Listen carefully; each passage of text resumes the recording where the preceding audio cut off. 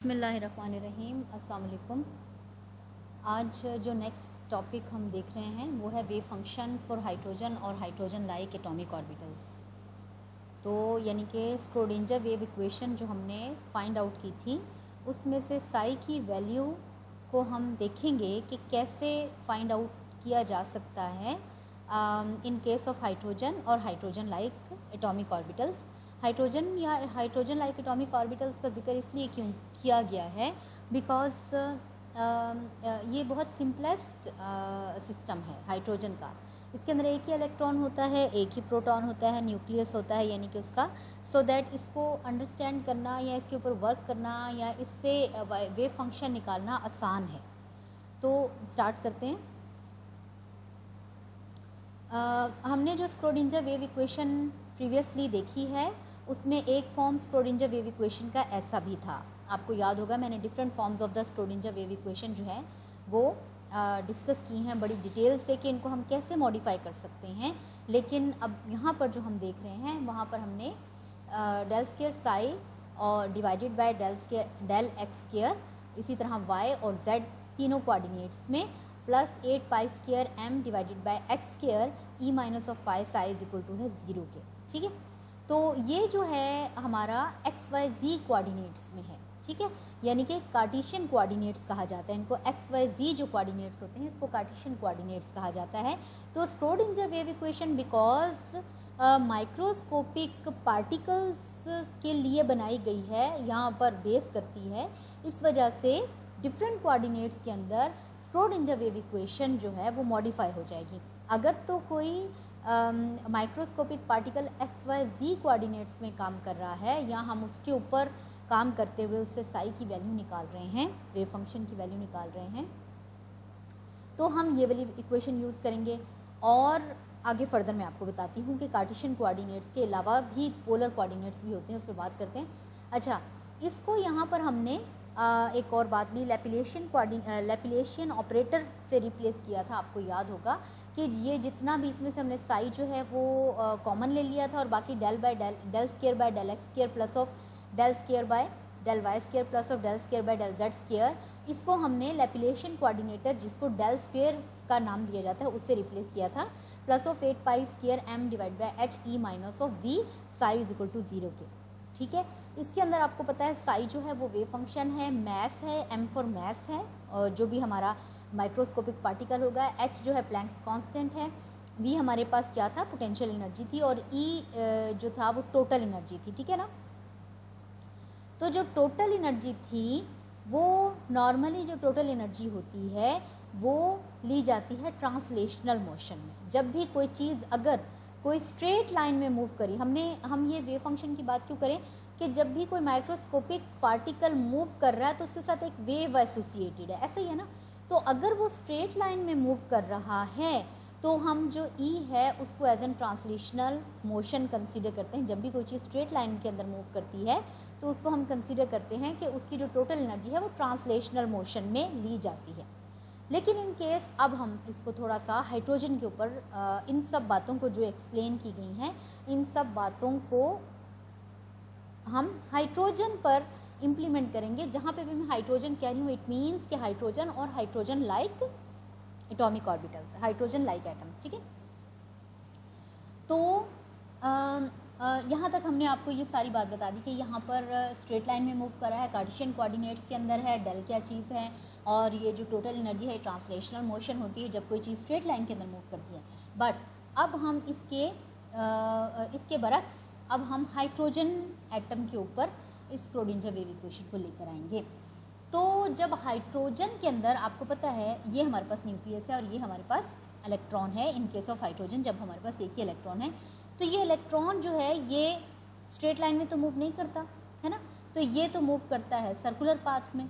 तो जब वो सर्कुलर पाथ में मूव करता है तो इट मीन्स कि इसकी जो टोटल एनर्जी ट्रांसलेशनल मोशन के पर्सपेक्टिव से ली जाती थी, अब हम उसको ट्रांसलेशनल मोशन नहीं ले सकते बल्कि वो सर्कुलर पाथ में मूव कर रहा है।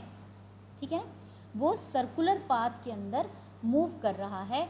तो अब जो हमारा सारा स्क्रोडिंजर जो सारी स्क्रोडिंजर वेव इक्वेशन है वो उसमें मॉडिफिकेशंस हो जाएंगी। ठीक है, अच्छा जी, अब हम इसको कार्टेशियन यहाँ से स्टार्ट करते हैं कि कार्टेशियन कोऑर्डिनेट्स एक्स वाई जी होता है कि अगर कोई पार्टिकल एक्स डायरेक्शन के अंदर स्ट्रेट लाइन के अंदर मूव कर रहा है, अगर कोई पार्टिकल वाई डायरेक्शन के अंदर स्ट्रेट लाइन के अंदर मूव कर रहा है, अगर कोई पार्टिकल जेड के अंदर कोऑर्डिनेट के अंदर मूव कर रहा है। But in case of the hydrogen और हाइड्रोजन लाइक एटम्स, जबकि सर्कुलर पाथ के अंदर कोई इलेक्ट्रॉन मूव करता है तो हम कार्टेशियन कोऑर्डिनेट्स नहीं ले सकते, बल्कि हम एंगुलर या पोलर, नॉट एंगुलर, हम पोलर कोऑर्डिनेट्स को कंसीडर करेंगे। ठीक है, फॉर एग्जांपल मेरे पास एक इलेक्ट्रॉन है जो कि ये सर्कुलर पाथ में यहाँ पर मौजूद है और इसका जो रेडियस है फ्रॉम न्यूक्लियस उसको हमने कहा आर। ठीक है, तो एक्स वाई जी वैसे ही हमने इसके साथ एक्स वाई जी को किस तरह से रिप्लेस किया जाएगा with new coordinates, polar coordinates के साथ, वो मैं आपको बताती हूँ कि अगर तो यहाँ पर मौजूद है। ठीक है, तो मैं यहाँ पर ये दिखाती हूँ कि ये मेरा न्यूक्लियस है और यहाँ पर मेरे पास इलेक्ट्रॉन मौजूद है। अब ना तो ये एक्स में लाई कर रहा है, ना ये जेड में लाई कर रहा है, ना ये वाई में लाई कर रहा है, बल्कि ये बीच में स्टैंड कर रहा है। ठीक है, तो एट दिस पोजीशन जब इसका distance from the nucleus r है तो वो कोई एंगल बना रहा है विद जेड कोऑर्डिनेट के और उसको हम नाम दे रहे हैं थीटा का। और यहाँ तक बस हमें पता चल गया।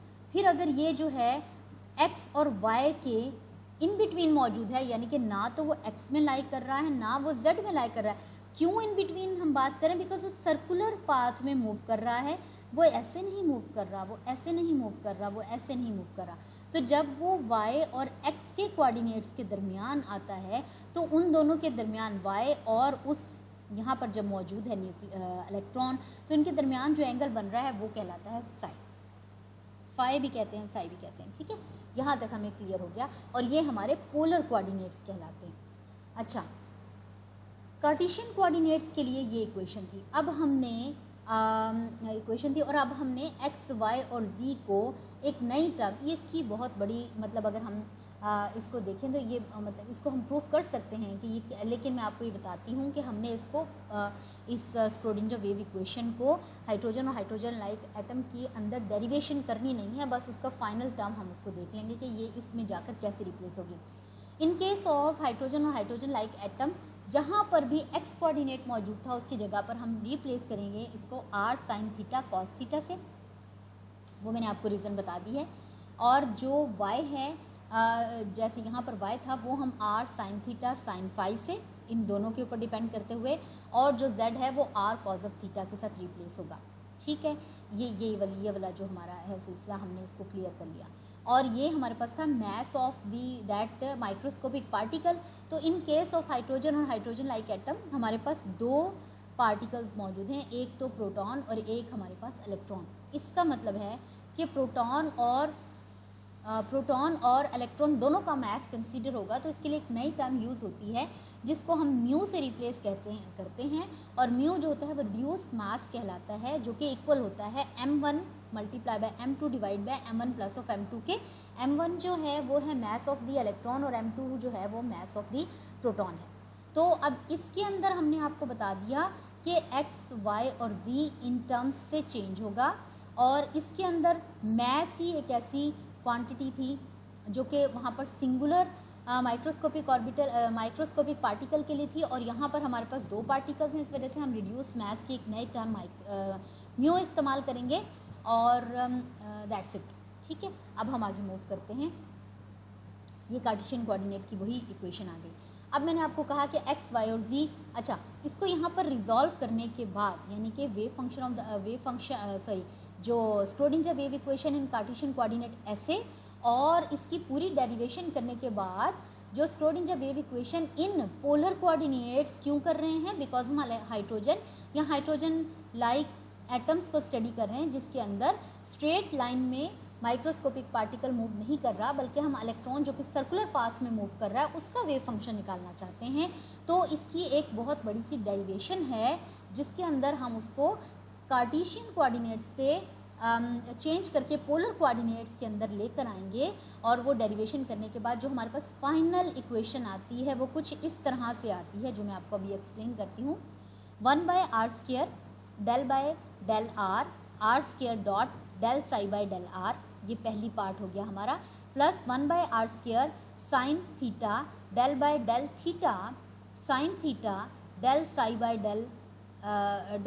डेल थीटा, ये हमारे पास y कोऑर्डिनेट की टर्म होगी। और तीसरी z की जो है 1/r² sine square theta del square psi del phi square.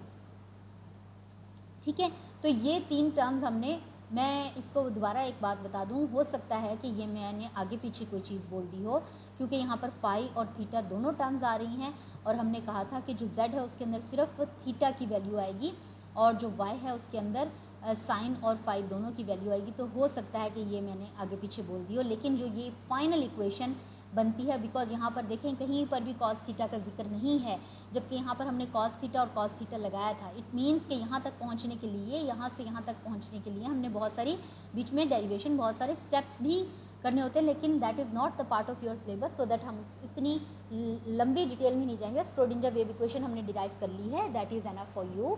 तो फाइनल हमारे पास ये इक्वेशन आती है। अच्छा जी, बाकी जो हमारे पास बन गया 8 पाई स्क्वायर, और हमने कहा था कि मैथ जो है वो म्यू से रिप्लेस हो जाएगा, divide by x square e minus of v और साई इज इक्वल टू 0 के। तो ये हमारी कार्टेशियन कोऑर्डिनेट में स्क्रोडिंजर वेव इक्वेशन है और ये हमारी पोलर कोऑर्डिनेट्स में स्क्रोडिंजर वेव इक्वेशन है। कार्टेशियन कोऑर्डिनेट के अंदर जो स्क्रोडिंजर वेव इक्वेशन है वो कोई भी माइक्रोस्कोपिक पार्टिकल जो कि स्ट्रेट लाइन के अंदर मूव कर रहा है उसके लिए इस्तेमाल होगी, और पोलर कोऑर्डिनेट्स के अंदर पोलर कोऑर्डिनेट्स वाली स्क्रोडिंजर वेव इक्वेशन हाइड्रोजन या हाइड्रोजन लाइक अदर एटम्स जो कि सर्कुलर पाथ में मूव करता है, जिसका एटॉमिक पार्टिकल जो है माइक्रोस्कोपिक जो पार्टिकल है जिसके ऊपर हम वर्क कर रहे हैं। और ये सारा वर्क करने का क्या मकसद है, क्योंकि इसके बाद हम फिर साई की वैल्यू निकालते हैं। ठीक है, और साई की वैल्यू क्यों निकालते हैं, साई स्क्वायर करके probability of that particle find करना चाहते हैं कि वो, अगर मैं इलेक्ट्रॉन की बात करती हूँ, कि वो इलेक्ट्रॉन कहाँ पर मौजूद होता है। ठीक, तो अब इसको मैंने 3 डिफरेंट कलर्स के साथ लिखा है, ये ब्लैक कलर से, ये रेड कलर से और ये ग्रीन कलर से। ठीक है, इसको इस वजह से डिफरेंट कलर से लिखा है। ये तो हमारे पास यहाँ पर हमने सिर्फ म्यू की वैल्यू चेंज की और ये एनर्जी का पार्ट है। अच्छा, यहाँ पर हमारे पास सिर्फ एक ही वेरिएबल है, वो है रेडियस का, तो इस वजह से इसको हम कहते हैं रेडियल पाथ। देखिए ना, रेडियस है, यहाँ पर भी रेडियस इसका फंक्शन है, रेडियस है, और साई तो हमारे पास हमें पता है वो तो वेव फंक्शन है ना, तो सिर्फ एक ही वेरिएबल है, वो कौन सा है, रेडियस है ना। तो इस वजह से हम इसको कहते हैं कि ये रेडियल पाथ है। ये जो हमारे पास पार्ट है इसके अंदर थीटा भी है और फाई भी है, थीटा भी है और फाई भी है, सो दैट इस पार्ट को हम एंगुलर पार्ट कहते हैं। इस पार्ट को हम एंगुलर पार्ट कहते हैं, जो कि साइन थीटा पे डिपेंड करता है, साइन थीटा पे डिपेंड करता है, और फाई भी इसके अंदर मौजूद है। ठीक, सो दैट इसको हम कहते हैं angular part of the Schrödinger wave equation in polar coordinates, और इसको हम कहते हैं radial part of the Schrödinger wave equation in polar coordinates, और ये हमारे पास एनर्जी पार्ट आ जाता है। ठीक, अब हम देखते हैं कि साई जो है वो किन किन चीज़ों पर डिपेंड करता है।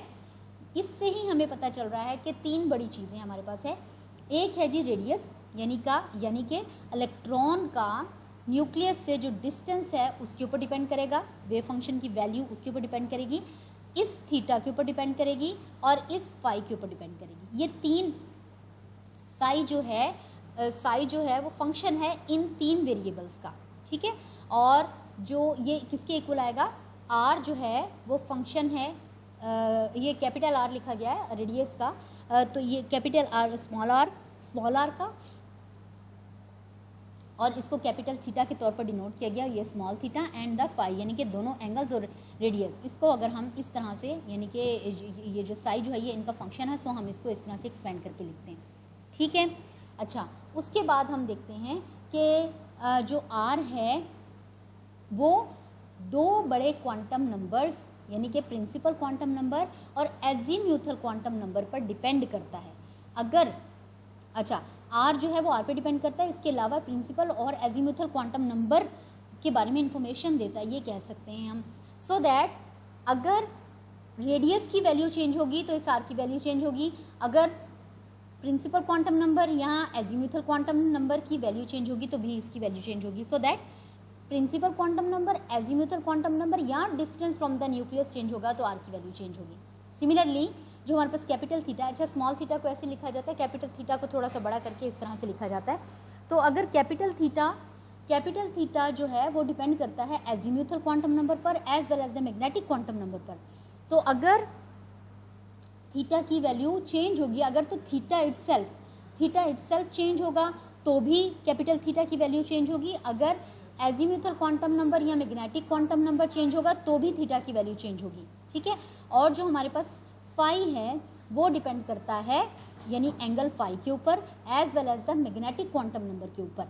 तो जैसे अगर फाई की यानी एंगल आगे पीछे होगा, यानी कि थोड़ा सा इस तरफ को आ जाएगा, एंगल की वैल्यू चेंज होगी या मैग्नेटिक क्वांटम नंबर की वैल्यू चेंज होगी, तो फाई की वैल्यू चेंज हो जाएगी। सो दैट इसी वजह से जो साई होता है वो डिफरेंट ऑर्बिटल्स के अंदर, क्योंकि रेडियस चेंज होगा, फॉर एग्जांपल फर्स्ट 1s के अंदर जो साई की वैल्यू है वो और आएगी इन रिस्पॉन्स टू या in terms of radius, in terms of theta, in terms of phi, in terms of radius, in terms of theta and in terms of phi, क्योंकि ये इस तरह से मूव कर रहा है, इस तरह से मूव कर रहा है, तो रेडियस फाई भी चेंज होता जाएगा, फाई भी चेंज होता जाएगा और थीटा भी चेंज होता जाएगा, है ना। 1s के अंदर साई की वैल्यू और होगी, 2s के अंदर साई की वैल्यू और होगी, और अगर हम आगे ऊपर और दूसरे ऑर्बिटल्स में चलते चले जाएंगे तो फाई भी चेंज होगा, थीटा भी चेंज होगा और आर भी चेंज होगा। इसी वजह से इस बात को डिस्कस किया गया है कि प्रिंसिपल और एजीम्यूथल क्वांटम नंबर या मैग्नेटिक क्वांटम नंबर के ऊपर भी डिपेंड करता है या इनके बारे में इंफॉर्मेशन भी देता है और इसकी वैल्यू डिफरेंट ऑर्बिटल्स के अंदर डिफरेंट होती है। तो बेटे आज के लिए इतना ही, जिसमें हमने वेव फंक्शन देखा है हाइड्रोजन और हाइड्रोजन लाइक एटम्स के लिए, जिसमें हमने स्टार्ट किया स्क्रोडिंजर वेव इक्वेशन से, जो कि हम कार्टेशियन कोऑर्डिनेट के अंदर अब पहले डिराइव कर चुके हैं। अब हमने पोलर कोऑर्डिनेट्स को अंडरस्टैंड किया बिकॉज हम जो है एटॉमिक लेवल पर इलेक्ट्रॉन की प्रोबेबिलिटी डेंसिटी के लिए वेव फंक्शन फाइंड आउट करना चाहते हैं। अब नेक्स्ट लेक्चर के अंदर इंशाल्लाह हम आपको बताएंगे कि फाई स्क्वायर जो है यानी प्रोबेबिलिटी डेंसिटी ऑफ इलेक्ट्रॉन, यानी इन चीज़ों की मदद से, इसकी मदद से या इस इक्वेशन की मदद से पोलर कोऑर्डिनेट्स के अंदर हम साई स्क्वायर की वैल्यू कैसे फाइंड आउट करेंगे और उस साई स्क्वायर से हमें फिर पता चलेगा कि इलेक्ट्रॉन किस ऑर्बिटल में कितने डिस्टेंस पर उस पर उसकी पाए जाने की यानी कि जो चांसेस हैं, प्रोबेबिलिटी है, वो कितनी है।